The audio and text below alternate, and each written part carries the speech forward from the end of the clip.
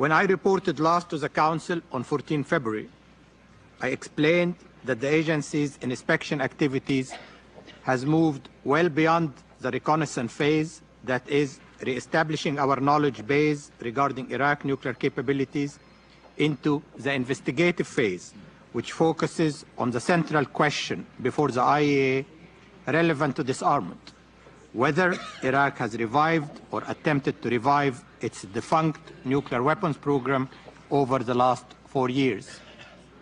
At the outset, let me state one general observation, namely that during the past 4 years, at the majority of Iraqi sites, industrial capacity has deteriorated substantially due to the departure of the foreign support that was often present in the late 80s, the departure of large numbers of skilled Iraqi personnel in the past decade, and the lack of consistent maintenance by Iraq of sophisticated equipment.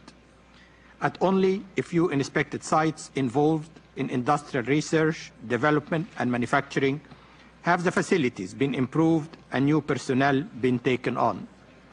This overall deterioration in industrial capacity is naturally of direct relevance to Iraq's capability for resuming a nuclear weapon program. The IAEA has now conducted a total of 218 nuclear inspections at 141 sites, including 21 that has not been inspected before. In addition, the agency experts have taken part in many joint UNMOVIC IAEA inspections. Technical support for nuclear inspections has continued to expand.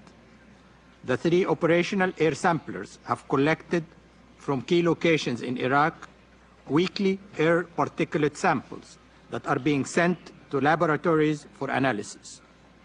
Additional results of water, sediment, vegetation, and material sample analysis have been received from the relevant laboratories. Our vehicle-borne radiation survey team has covered some 2,000 kilometers over the past 3 weeks. Survey access has been gained to over 75 facilities, including military garrisons and camps, weapons factories, truck parks, manufacturing facilities, and residential areas. Interviews have continued with relevant Iraqi personnel, at times with individuals and groups in the workplace during the course of unannounced inspections, and on other occasions in pre-arranged meetings with key scientists and other specialists known to have been involved with Iraq's past nuclear program.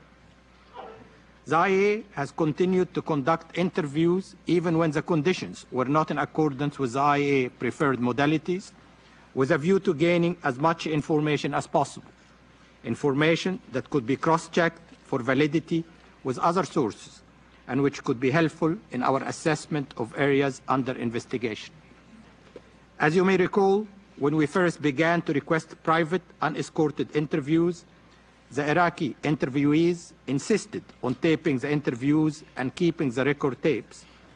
Recently, upon our insistence, individuals have been consenting to being interviewed without escort and without a taped record.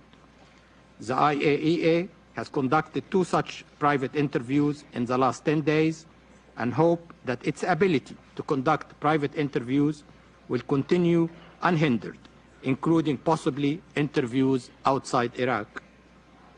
I should add that we are looking into further refining the modalities for conducting interviews to ensure that they are conducted freely and to alleviate concerns that interviews are being listened to by other Iraqi parties.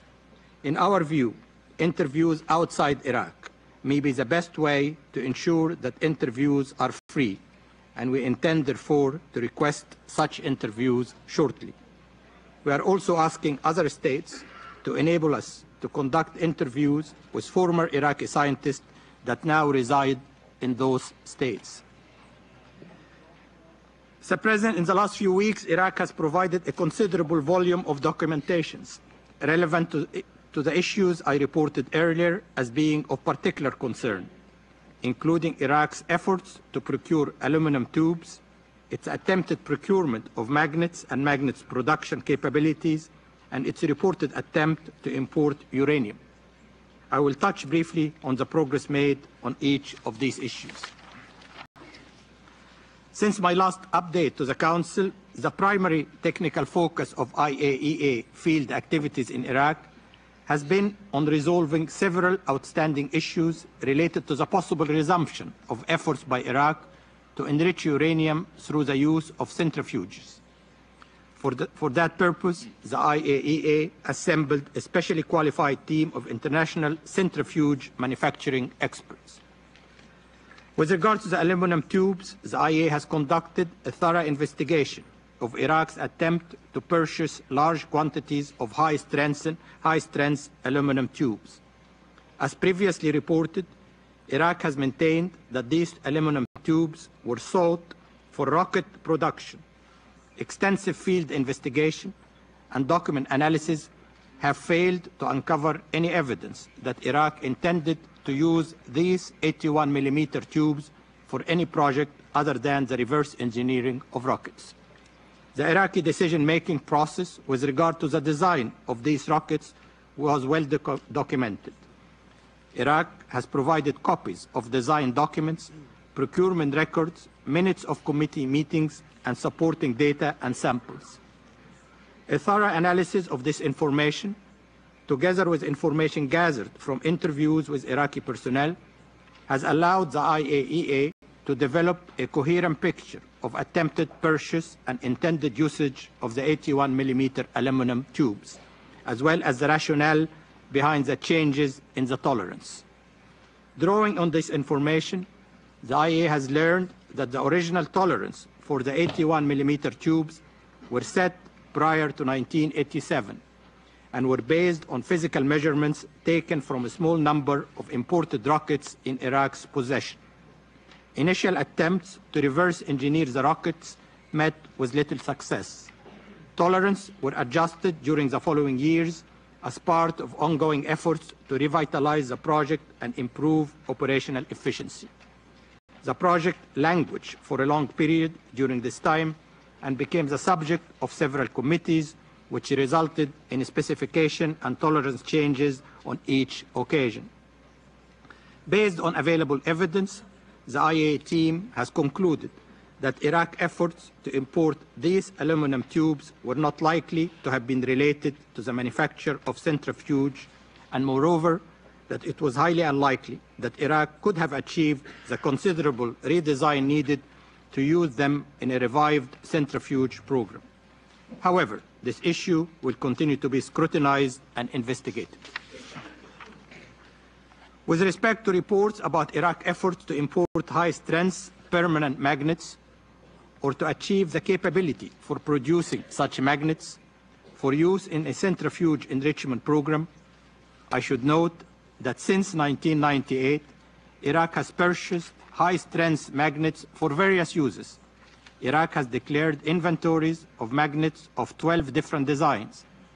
The IAEA has verified that previously acquired magnets have been used for missile guidance systems, industrial machinery, electricity meters, and field telephones. Through a visit to research and production sites, review of engineering drawings, and analysis of sample magnets, the IAEA expert familiar with the use of such magnets in centrifuge enrichment have verified that none of the magnets that Iraq has declared could be used directly for centrifuge magnetic bearings. In June 2001, Iraq signed a contract for a new magnet production line for delivery and installation in 2003. The delivery has not yet occurred, and Iraqi documentations and